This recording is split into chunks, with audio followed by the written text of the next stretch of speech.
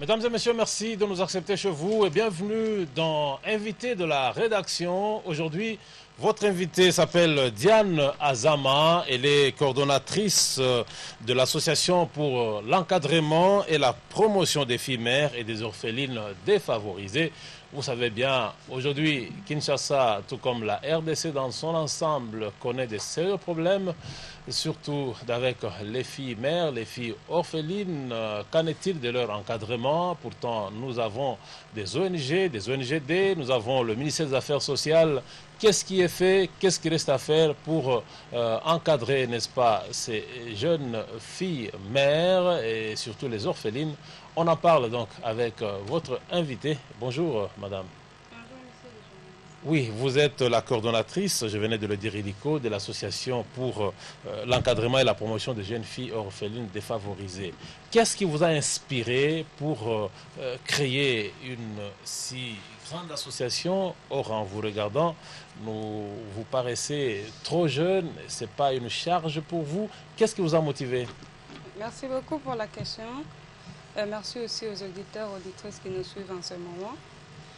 Je suis Diane Azama, c'est sûr. Ce qui m'avait inspiré à créer cette association-là parce que il y a tant d'histoires que j'avais connues moi-même et on avait eu déjà des descentes, on avait eu pas mal d'échanges avec ces filles-là. On descendait des fois dans les milliers pour interviewer surtout les jeunes filles qui nous intéressaient beaucoup plus. Ce sont les filles qui vendaient de l'eau pure, le long de la route. Vous êtes parti de quelque part avant d'aller interviewer ces filles. Exactement. Je voudrais savoir pourquoi vous n'avez pas créé une association des miniers, une association des basketteurs, une association des journalistes, mais vous créez seulement une association pour l'encadrement et la promotion des filles.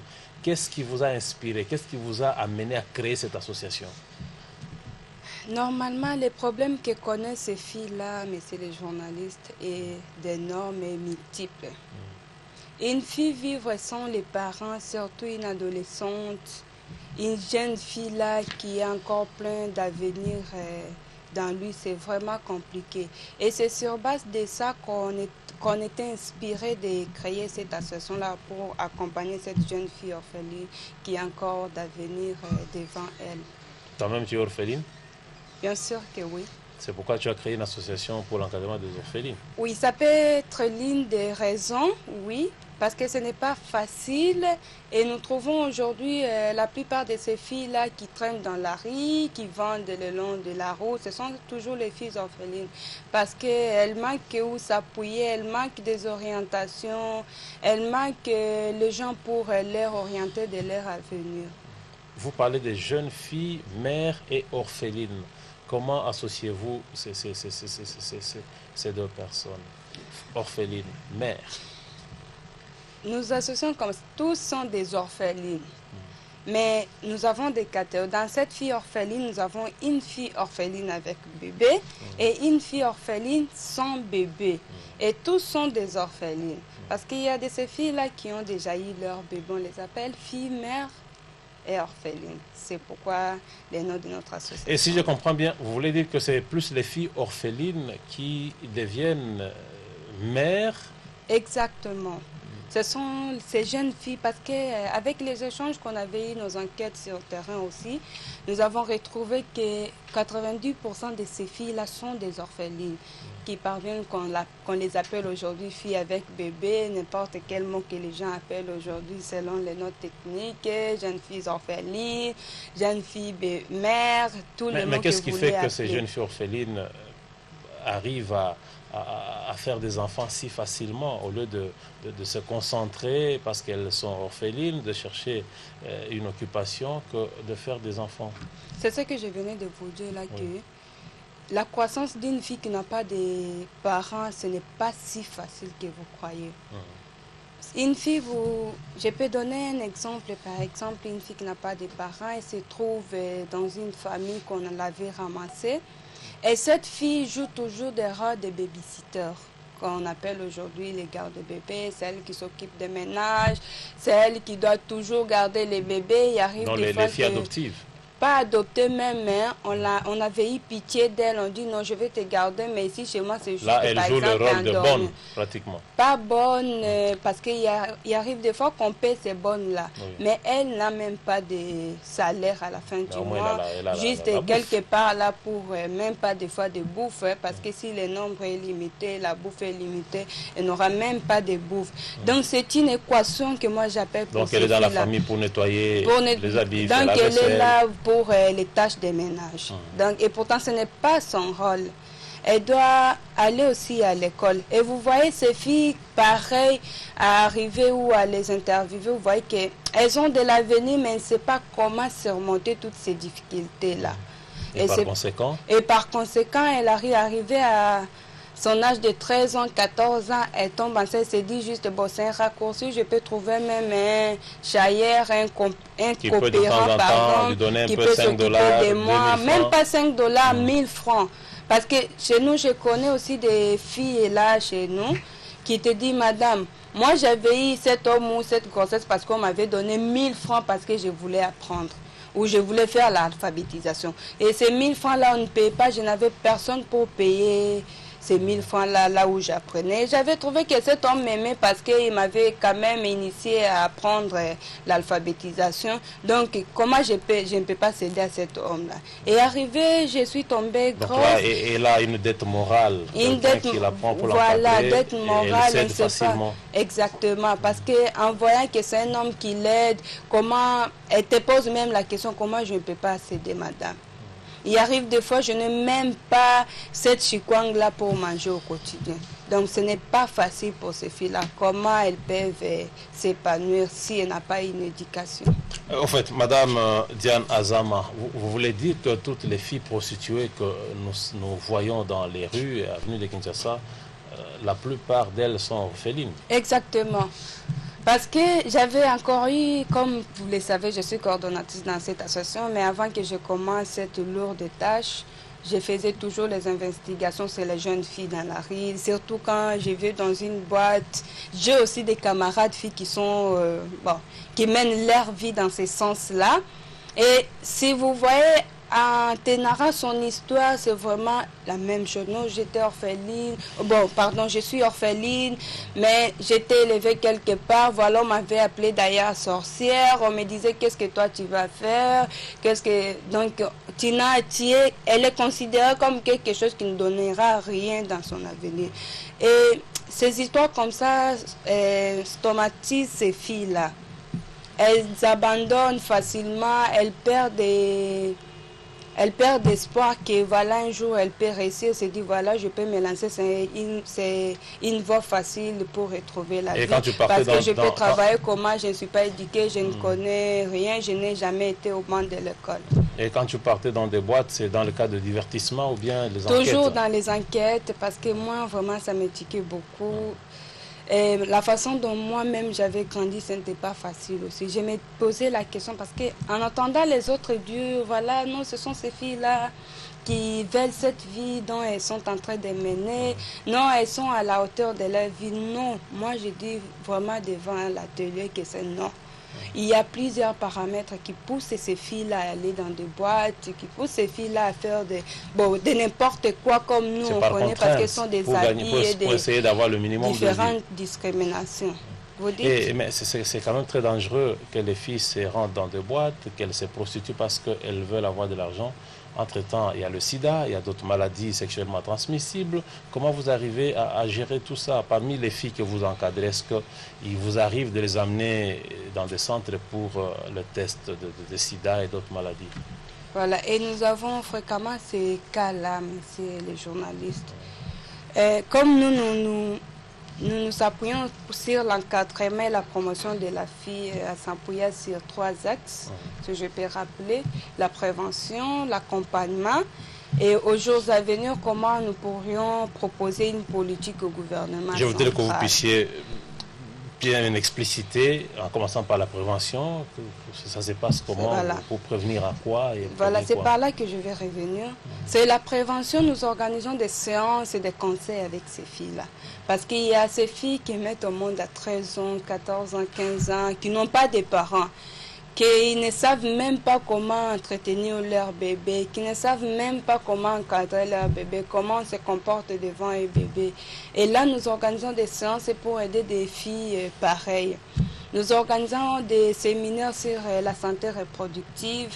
Nous organisons des conseils sur les mariages précoces, qui est fréquemment d'ailleurs chez nous, surtout dans les milieux où nous nous œuvrons.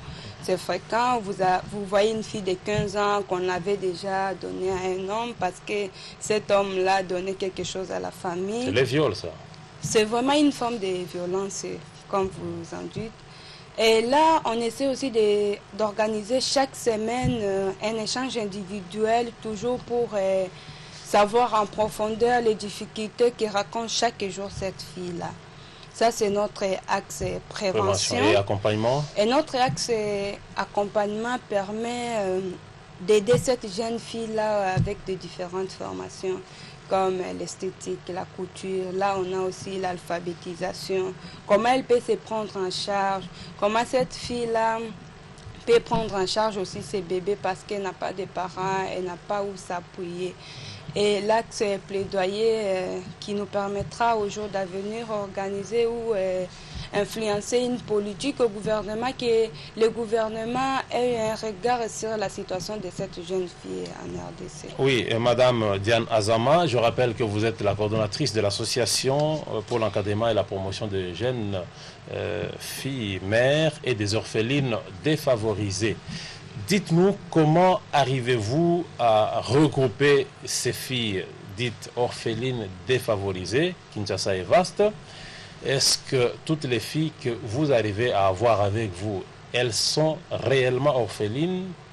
Quelle est la méthodologie que vous utilisez pour vérifier vraiment si elles sont réellement orphelines et mères? Merci beaucoup. Comme j'avais dit la fois passée, nous avons un noyau des animateurs, animatrices. Et la majorité de ces animateurs et animatrices, la plupart sont aussi des orphelines. Et les hommes, il y a aussi des orphelins.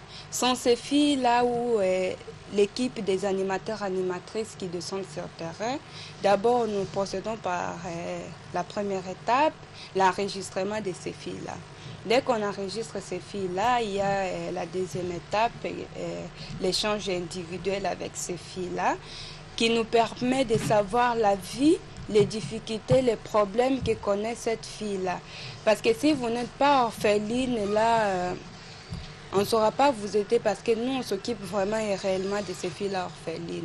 Parce que si vous êtes une fille dont vous avez des parents, bon, ça vous est arrivé par exemple par...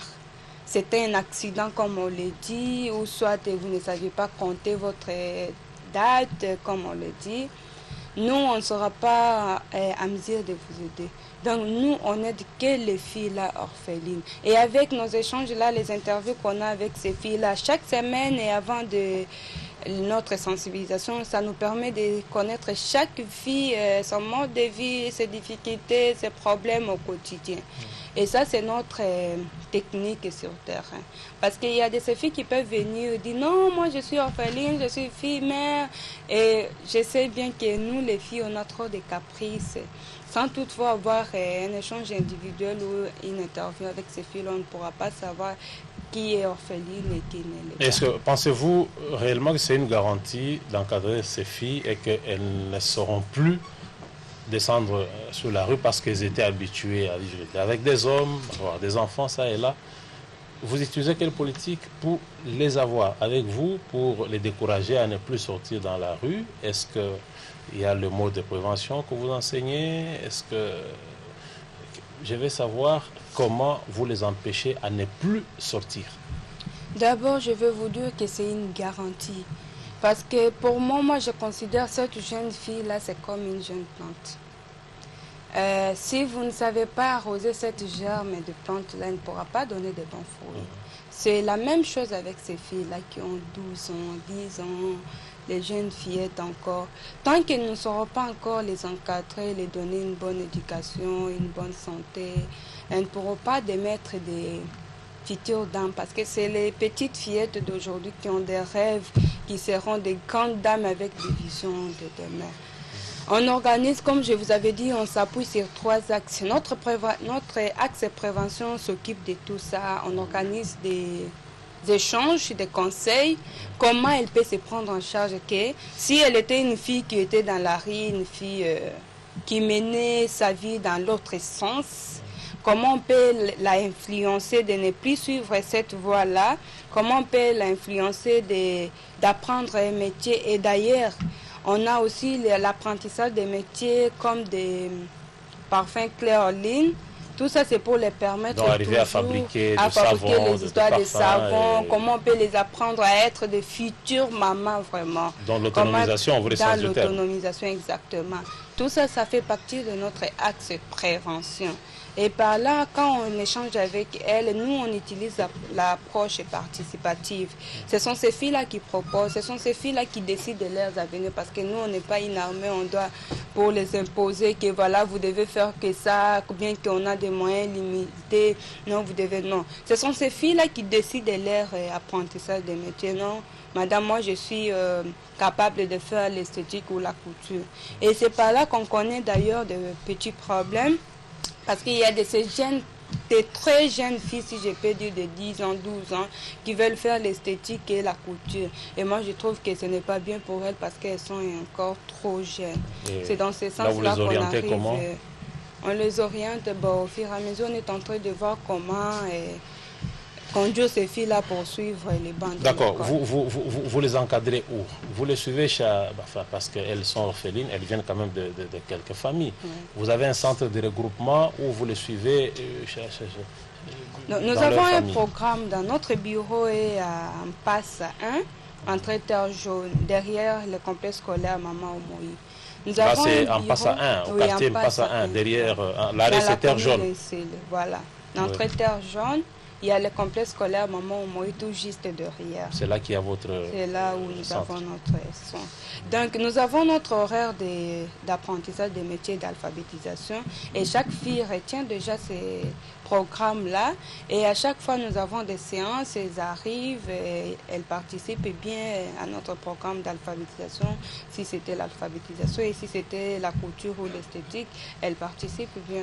C'est ça, mais on ne les poursuit plus dans leur maison comme c'était avant. Mais ce qui est vrai, elles viennent régulièrement suivre les cours. Elles viennent régulièrement et on a vraiment un bon nombre là où on ne sait même pas comment les maîtriser. Vous avez au moins combien que vous encadrez? Nous avons 149 filles. 149 filles. Est-ce que vous êtes, vous travaillez en partenariat avec d'autres organisations telles que l'UNICEF, UNFPA, pour appuyer davantage ces filles ou bien vous volez seul? On vole d'abord seul, mais on est quand même membre du ministère du genre, comme c'est notre ministère de tutelle. On évolue, on vole avec eux, mais là on vole encore seul. On n'a pas Et encore le gouvernement n'a pas encore mis jusque-là pas encore. Jusque-là pas encore. Est-ce que vous avez fait un pas vers le gouvernement ou bien vous attendez que le gouvernement vienne vous chercher? Aujourd'hui, il y a une campagne, par exemple, toutes les filles à l'école.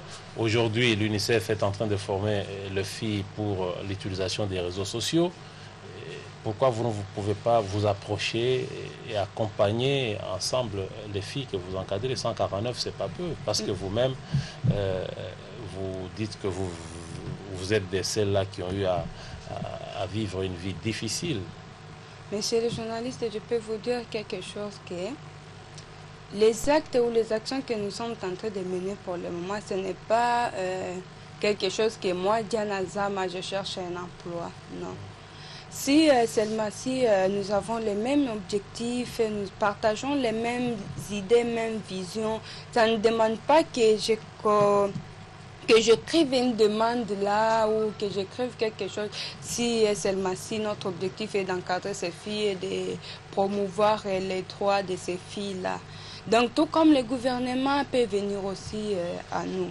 Et nous, on est censé de toujours aller au gouvernement, comme on le contacte toujours quand on a des problèmes, on le dit toujours de ce que nous faisons. Donc moi je trouve que ce n'est pas quelque chose que je dois faire du chantage, passer par là, écrire des demandes.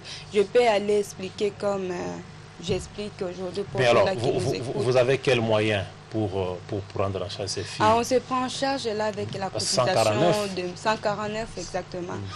On a certains membres qui cotisent, oui, et là, bien que vraiment nos moyens sont vraiment limités, mais on arrive quand même à les encadrer avec notre volonté, avec le paix qu'on en a.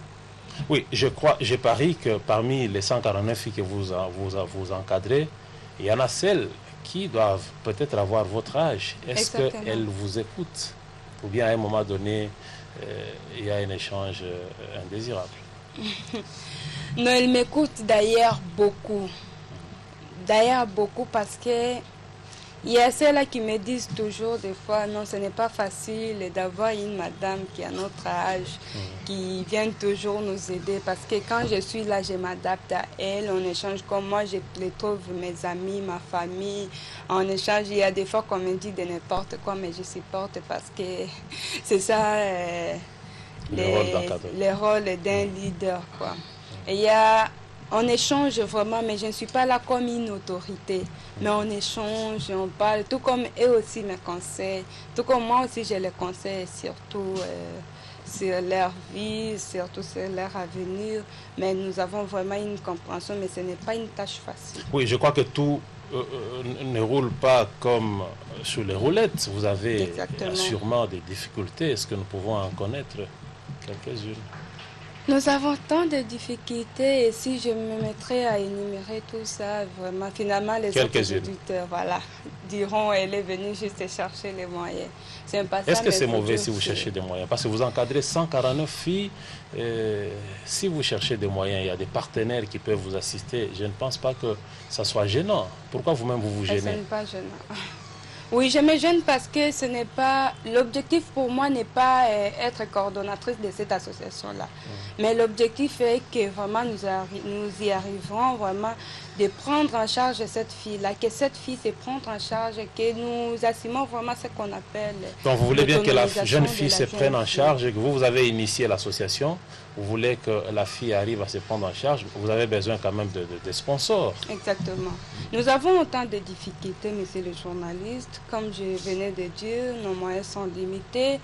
Et on connaît des cas, des fois, comme nous avons 149 filles, nous avons peu de matériel. Et puis, il y a là, on loue chaque fois qu'on a nos séances de travail.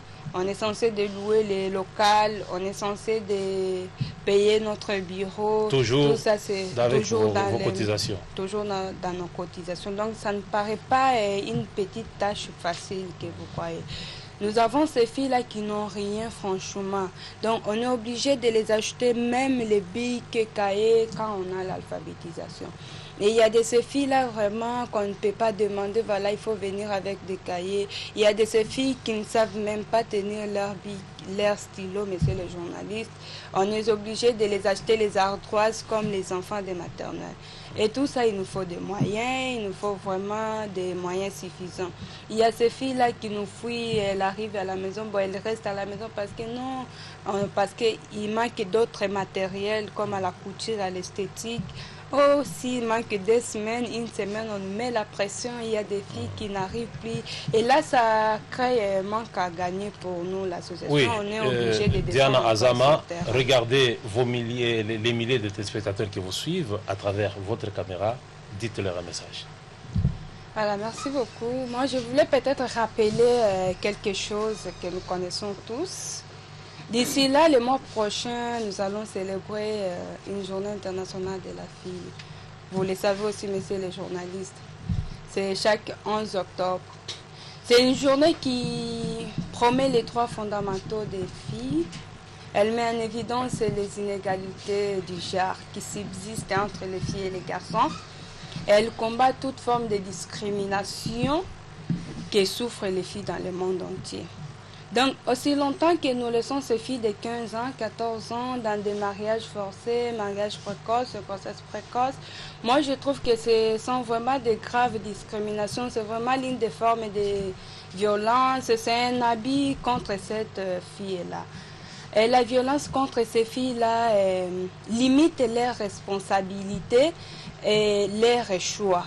Parce que si cette fille-là ne sait pas comment, elle n'a pas étudié, cette fille-là n'a aucune connaissance, elle ne pourra pas s'épanouir au jour d'avenir. Sont ces filles-là, aujourd'hui, les petites filles qui seront des grandes dames de demain. Donc nous devons avoir un regard sur la vie de cette jeune fille-là. Comme vous dites, un adage très connu, éduquer une femme, c'est éduquer toute une nation. Donc les femmes de demain, ce sont les jeunes fillettes là aujourd'hui, comme moi je les appelle les jeunes plantes. Donc vous devez quand même les encadrer pour qu'on arrive à parler demain des femmes éduquées qui éduquent toute une nation. Si on laisse toujours périr l'avenir de cette fille-là, on ne pourra pas parler demain des grandes dames. Oui. Diana Azama, nous allons terminer. Je vois les opérateurs économiques qui vous suivent, les bailleurs de fonds, les hommes d'affaires. Ils ont assez d'argent pour vous appuyer. Ils peuvent vous trouver où? Bon, appuyer ces filles-là. À travers vous, n'est-ce pas? Voilà. Oui. Nous sommes dans la commune d'Ensélé, au quartier Mpassa 1, à l'entrée Terre Jaune, derrière le complexe scolaire Maman Moï. Si je peux donner le numéro de contact. Allez-y. Notre numéro de contact est le 099 59 88 938. Vous avez dit votre numéro, c'est le 099 59 88 938. Ils peuvent vous accompagner pour l'encadrement de ces jeunes filles. Vous avez une boîte email, bien sûr. Oui, notre boîte email est... Nous avons d'ailleurs une page Facebook avec profimo.asbel. Voilà, ça viendra. Ceux qui ne savent pas atteindre Diana Azama, ils peuvent passer à la RTGA pour avoir ses coordonnées. Appuyer ces jeunes filles, elles sont 149, elles-mêmes jeunes. Elles encadrent les jeunes filles mères, orphelines. Ce n'est pas une tâche facile. Le gouvernement de la RDC, à travers le ministère du Genre, le ministère des Affaires sociales, les partenaires, l'UNICEF, l'UNFPA, voilà des associations qu'il faudra encourager. Vous avez de l'argent, vous ne savez pas où canaliser. Venez donc assister cette association pour encadrer les jeunes filles mères. Nous avons terminé, à moins que vous ayez un tout petit mot. Bon, je pense que j'ai tout dit. Comme vous venez aussi de le dire, accompagnez-nous pour que nous atteignions un objectif pour l'avenir de ces jeunes filles-là. Parce que ce n'est pas une tâche très facile. Moi aussi, je suis trop jeune, c'est une lourde tâche. Vraiment, l'avenir de cette fille-là ne dépend pas de moi, ça dépend de nous tous. Voilà, ça dépend de nous tous. Vous, mesdames et messieurs, votre invitée, elle s'appelle Diana Azama, elle est coordinatrice de l'AE Profimo, entendez, Association pour l'encadrement et la promotion de jeunes filles et orphelines défavorisées. Et merci de nous avoir acceptés chez vous. Nous nous retrouvons très prochainement pour un autre numéro de Invité de la rédaction. D'ici là, portez-vous bien.